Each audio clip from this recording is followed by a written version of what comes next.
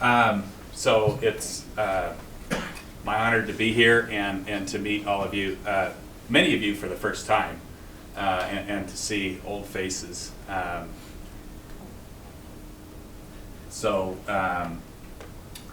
Johnny. I am currently at Zapata.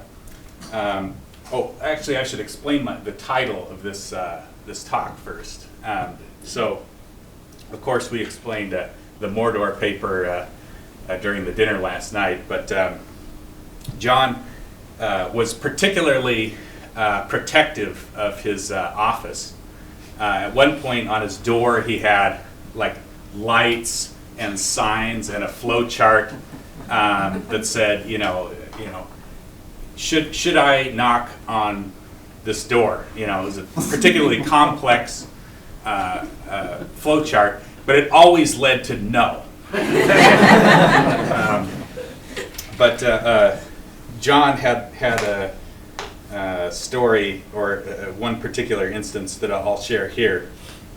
One of the great things about John being a large social media user is you can go back and look at these things. But so John had one story that said,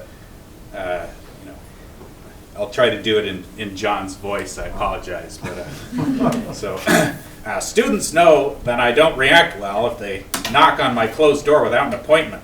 One enterprising young PhD student tried a new trick. He set up his PowerPoint slides on the projector in the small conference room across the hall, located between my office and the toilet. And when I returned from the bathroom, and he sprang out at me and exclaimed, "Hey, while you're here, I thought you might look at a few slides." I glanced at one slide displayed some noisy data curve on a log plot, then looked at my watch and replied, "No." I then marched back to my office and locked the door.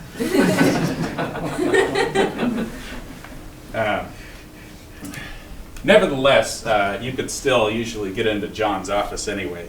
He would just complain about it.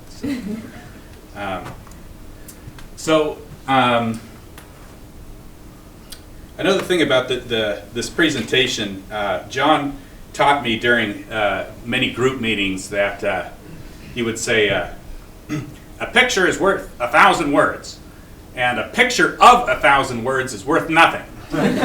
So I'll try to keep all the slides as minimal as possible. I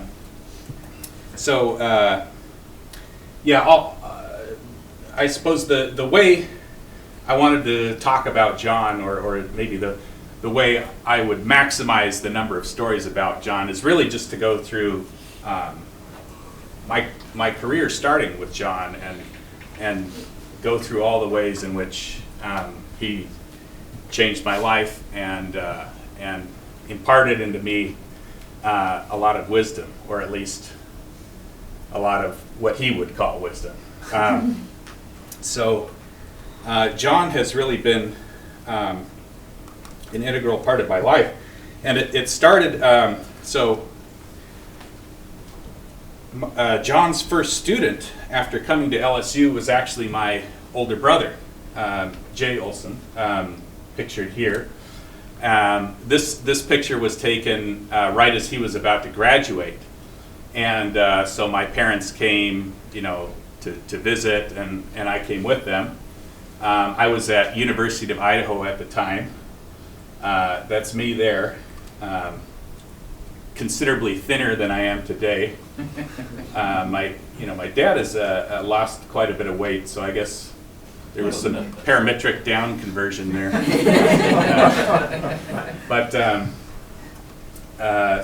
During this, I was a physics and math major, and my parents are both in the medical field, and so I sort of had the idea to go into medical physics during my, I think I was a junior at the time.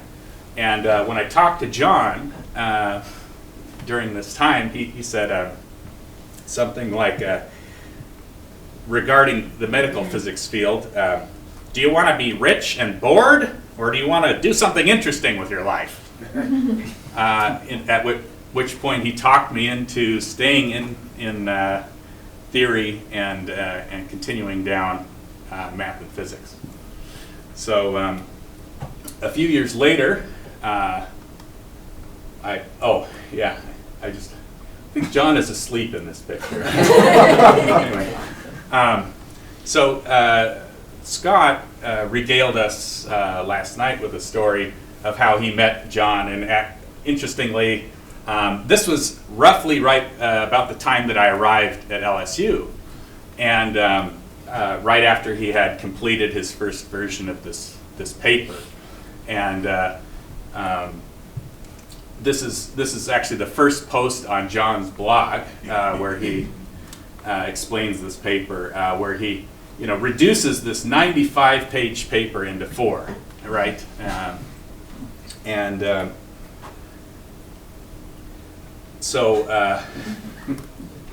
I think boson sampling has been explained a couple of times. Scott will talk about it even more so later.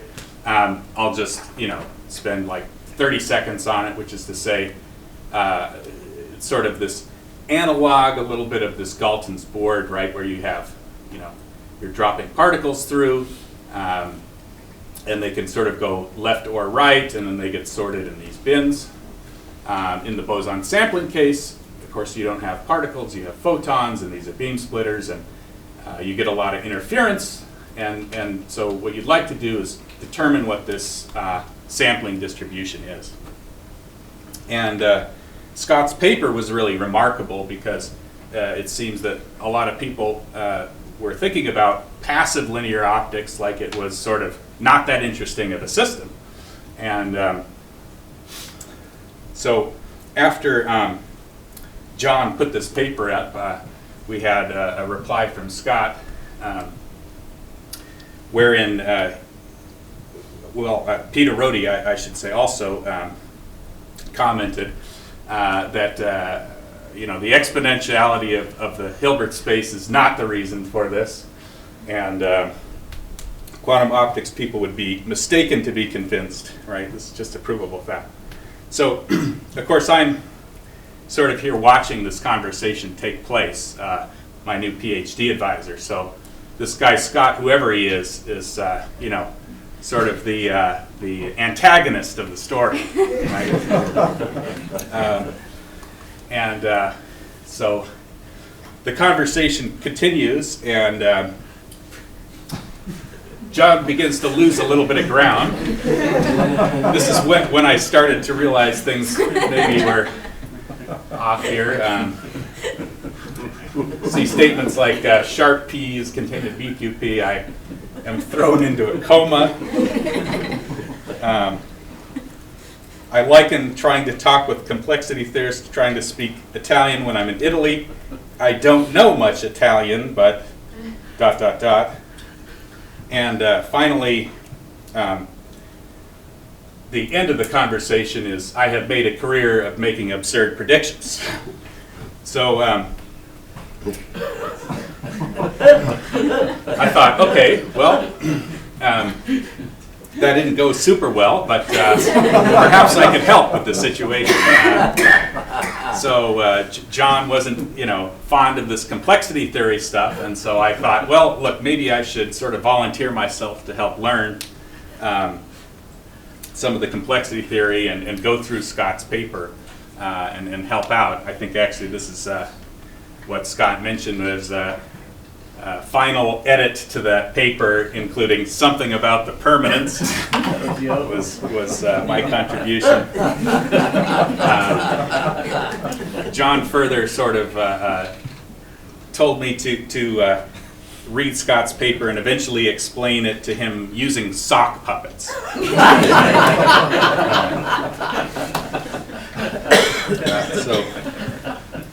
Scott had the last laugh of that conversation, sitting atop his ivory tower of polynomial hierarchy. Level of the polynomial hierarchy. Someday we hope it'll collapse, but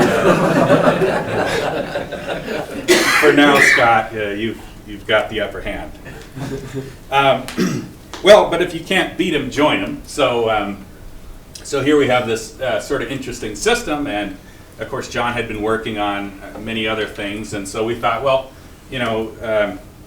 sort of like, what else can you shove in here, right? Maybe not just single photons, but thermal states or coherent state. Well, we know coherent states aren't so interesting.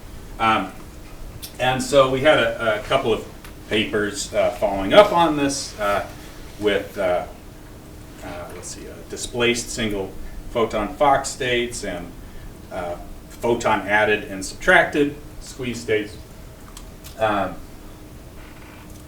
tell you about this a little bit later, but suffice to say, this was some of the work that we did. By this time, I was sort of, firmly in the group. I'd been there for a few years, and started working with Peter and Keith, and moved sort of more into this area of metrology, which was really inspired by boson sampling, and sort of an attempt at making something useful out of that system. Of course, it's not boson sampling per se, but somewhat of an inspiration. And so I told you a little bit about this Mordor story last night. Actually, there was a mention yesterday about color schemes, for plots in a paper. And this one was quite easy, actually.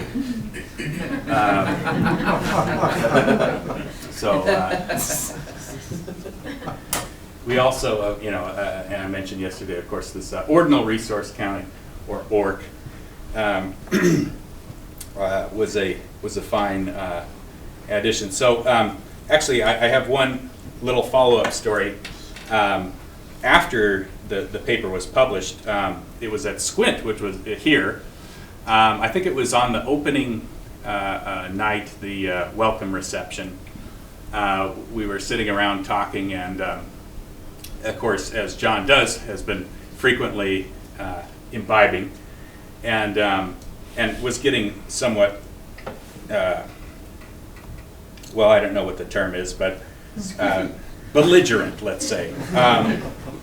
And Robert Garisto from one of the editors at Physical Review Letters comes in, and John approaches him and says, "Hey, Robert, I got this new paper. It's the greatest thing since sliced bread." And he starts, explaining this other paper, and then, of course, somehow he gets onto the topic of Mordor, and so you have to realize, this is shortly after graduating. I still have a career that I need to obtain, and John is just badgering Robert with how he got him over this Mordor paper, and there's orcs in there, and just going on, and of course saying, "Oh, and Johnny here," it's pointing at me, right? And so I'm just like, "Oh my God, I'm never getting a paper in that journal again." So it goes on at least for half an hour. He's just badgering. The next day, I'm in line for, I don't know, lunch or something, and Robert is in line next to me, and I think, okay, now is my moment to recover my career, So I start talking, "Oh, hey, yeah, this is what I'm working on," and et cetera, and then, of course, John comes up right in the middle of this discussion and says, "Oh, hey, Robert, I'm really glad you're here. I got to tell you about this new paper. It's the greatest thing since sliced bread." And proceeded to say precisely what he did the previous night, which he evidently had no recollection of. But at that time, he was sober and did not badger. Funny story, I still haven't gotten another paper in that journal.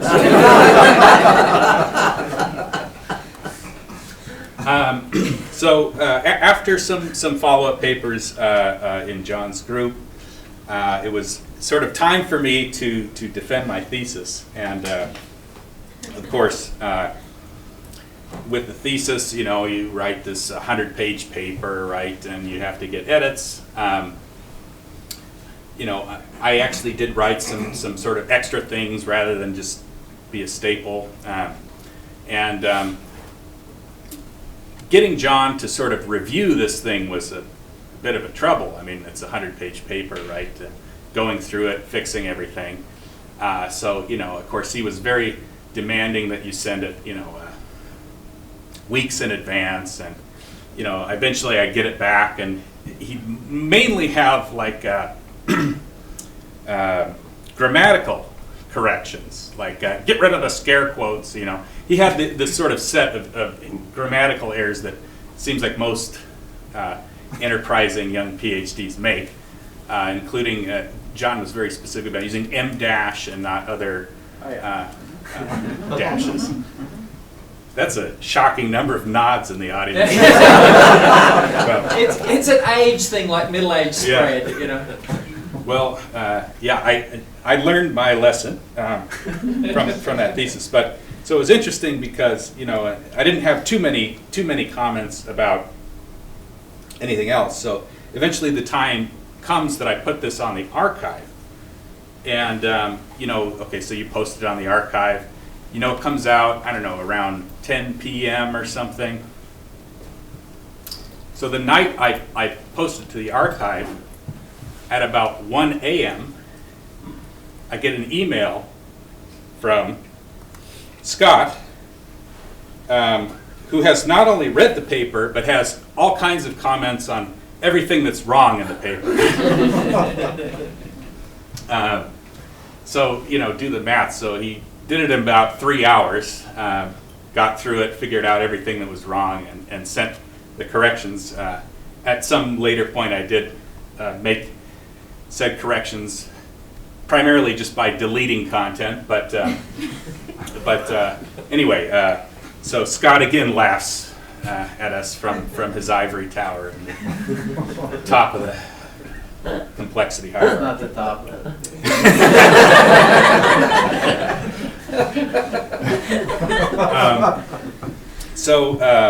Of course, when you're finishing a PhD, you're worried about your next job, your postdoc, and of course, so I ended up going to Harvard. And so if you're a student, pay attention, because this is what a postdoc application looks like. So I had emailed Alon Asper-Guzik to see if he was interested. Of course, months later, no reply. And I was just telling John, he's probably never going to reply. And John, of course, spends a lot of time on social media and realizes, Alon's always taking selfies. He's always on Facebook. You should just send him a message on Facebook. And I thought, well, that sounds like a terrible idea, but I guess there's nothing to lose, if he doesn't reply. And so I sent him this message. And you don't see the timestamp, but about 5 minutes later, he responded with this message, and that was how I ended up in the group eventually. So, it's good to know who you're applying to, I suppose. It was the lesson there, and I certainly never would have thought to do that myself. So. Okay, so now I'm at Harvard. I'm a bit away from John, and I'm sort of starting to think about other things, a more gate model computing rather than optics. So, we have this paper about autoencoders. Actually, I have to really thank Mark for the inspiration for this, because of all of his work in coding and compression and things like this. So maybe just to give a brief description of this quantum autoencoder, the idea is to say, I should actually also add, I never showed this paper to John because I believe he posted, I don't remember where he posted, or maybe he just said this aloud, but it seemed like he was a little bit of a critic of quantum machine learning, saying something like, it's neither quantum nor learning anything, or something. So I didn't like really share this because I figured he'd just rib me all day. But anyway, so the idea here, right, was to, given some state, right, and some sort of unknown unitary, right, like could you sort of encode this state in a smaller latent space, right? And the way we do that is simply by sort of measuring all zeros here, preparing a new set of zeros, and then these encoding and decoding circuits are just trained according to the outputs here, right? So you're sort of checking for the fidelity, and the idea being that if indeed you can separate this row into sort of two systems, right? One which is just product with a bunch of zeros, then you would be able to compress this state, which has some sort of interesting properties. It wasn't long then before I started thinking about sort of how to apply that to linear systems and thinking about machine learning. And so I thought, linear optics was quite an interesting vehicle for machine learning, because you have, generation rates that are very high, measurements. Of course, with passive optics, there isn't a whole lot maybe one can do, but the introduction of nonlinearities, right, can sort of give you some interesting results. So we had a couple of papers with Dirk England. And the second was my attempted revenge at Scott's, looking down on us from his ivory tower. So if he can do boson sampling, then we can unsample it, right? So here the idea, right, was sort of given a state which is mixed up, right, modes, so you don't know what the input state is. Could you sort of learn a way, an efficient way, right, to sort of disentangle everything and turn it into just, a set of single photons at the output? And at first, right, this seems like it'd be very hard if you're making sort of these joint measurements, because you'd need to sample a lot. But there's sort of this realization that if you treat the problem sort of one photon at a time, you can sort of see how, and unfortunately I think I deleted an important slide that sort of shows how the rect decomposition allows you to sort of peel off layers of beam splitters, so that each subsequent layer is still universal for the subsystem. And so you can sort of learn each photon successively, and by only training one sort of diagonal of beam splitters. And so you can actually do this fairly efficiently, and there was a nice experimental demonstration. So about this time was when we sort of started Zapata computing.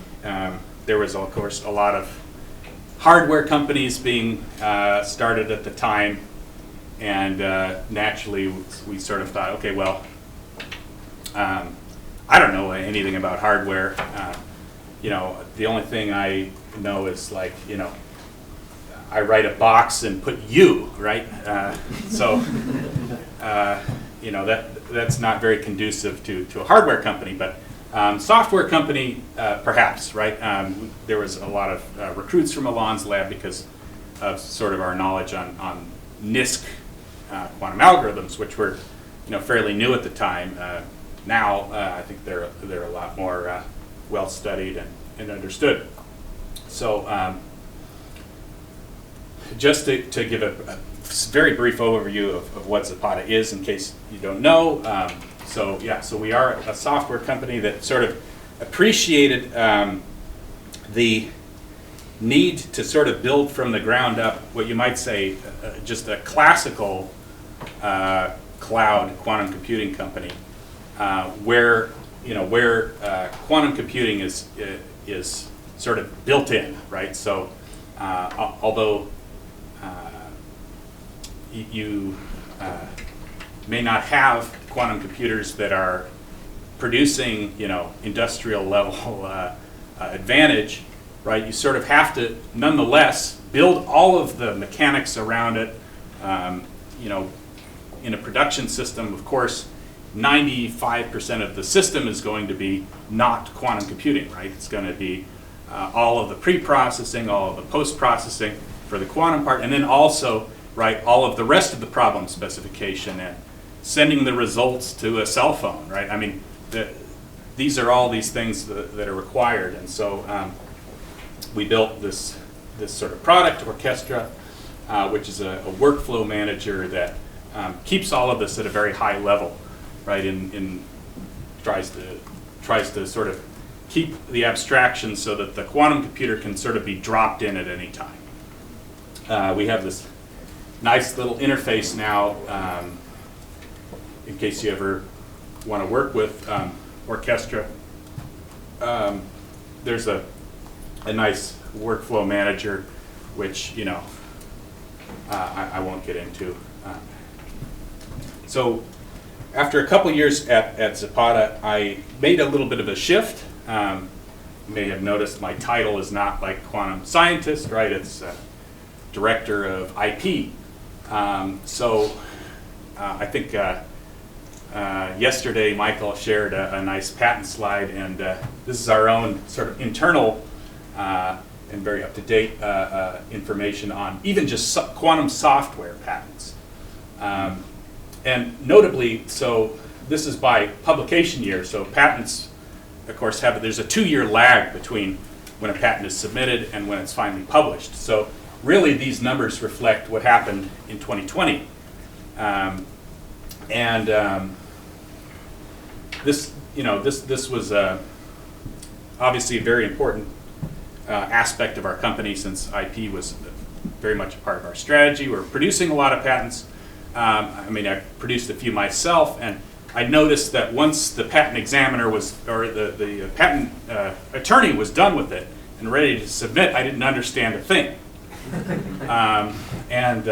So this, was not just me, it seems, was felt fairly universally, and so we thought it would be good to have somebody that really understood what the patent attorneys were doing and sort of how to maximize the value of this. So I took the patent bar, and so now I am a patent agent. I can practice.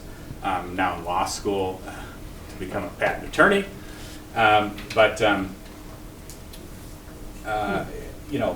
This really did seem important because just to provide a little context, right? So there was a very important Supreme Court case, this is a quantum conference. Alice v. Bob. So Alice Corporation sues Bob for patent infringement. So this was sort of in the early days of software, where things were really starting to get written very abstractly. And there was a patent on this escrow arrangement. I mean, something that is very well known, right? It just hadn't been automated before. And so there was all kinds of patents in these days being done on computers because, with the internet, you could automate a lot of things and make a big business out of these things. And the Supreme Court heard this case and sort of invalidated this patent, saying, an abstract idea cannot be patented. It cannot not be patented? That's probably a typo. It affects the ruling. Probably Eve has introduced an error, so I'm glad you spotted it, Scott. So just because it's implemented on a computer. And this actually really changed software patents. I mean, really, it became very, very difficult to get patents in software for quite some time for this reason. And I sort of had this fear that something like this would happen in quantum computing as well. At least if if there isn't somebody who knows what the hell they're talking about, right? Arguing with, you know, the Supreme Court justices or whatever. I feel like I took a bullet, you know, for everybody in that way. So you're welcome. No. Just kidding. So just to close, I want to share something. I think this was my last interaction with John, which it was a joke, actually. Nobody got the joke. And so if nobody gets the joke, of course you have to explain the joke. It's no longer funny. But I suppose it wasn't funny anyway if they didn't get it. So I actually wrote this sort of thing where, so the goal was, because I knew John really was not a fan of Donald Trump, I tried to think, well, what are things that John and Donald Trump sort of align with, right? And then make him think I'm talking about Donald Trump, and then turn it around and say, oh, it's really about you. So read this with that in mind. And I'll just go ahead and read it. But this may be unpopular to admit, but I love the guy. He's certainly loud and pretty obnoxious, but he says what he means, and he doesn't filter it. Real honesty like that isn't so easy to get these days. He really cares. A lot. Yeah, he only cares about himself. No way. Of course, this is from the perspective of somebody who would be a fan of Donald Trump. So that may not be used. Okay. Anyway, sure, he might consistently be naming things after himself. Dowling Nevin Law. Okay, but you've got people who depend on you. You've got to build a brand. And damn, you have to admit, he's got grit. Everyone thought and even told him, you will fail. Well, sir, I'm glad you didn't. Some people don't like his style, but look, even if it's a little imprecise at times, it's memorable. Come on, we all know what he's trying to say. He may not sound professional, but who cares? When are the heroes exactly the person you expect? There's people that detract him for a few missteps in his past. When you're daring and innovative, you got to take risks. Besides, it's not like anyone else doesn't make mistakes. The dude has a whole lifetime of achievements and accolades. Most of all, he's just a great guy. People may not know this, but for a short time I worked for him. He was encouraging, he was kind, he tried to make people succeed, and he made sure that everyone was heard. What else can you ask for in a boss? He's got a few idiosyncrasies. He makes up words all the time. He tweets way more than he should. He likes to make fun of people. Maybe it sometimes seems like a little infantile, but I think he speaks to the average person in a way others don't. Let's not bring up the hair. Without going on longer, I'll say that I think he's an inspiration and I'd vote for him at the drop of a hat. I'm not running for president. Thank you.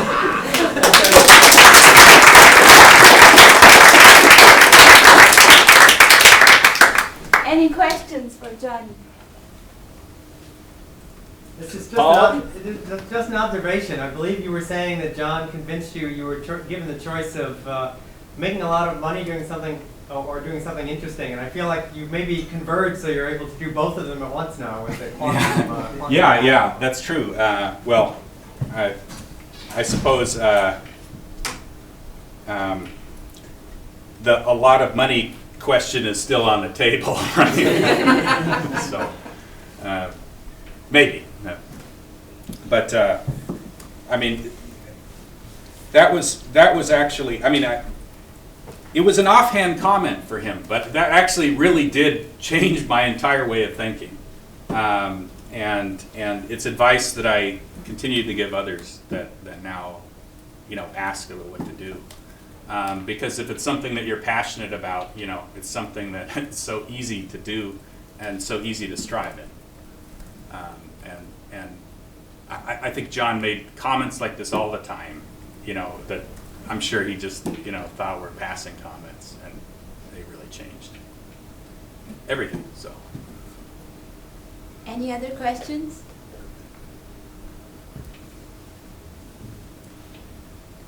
Then let's thank Johnny again.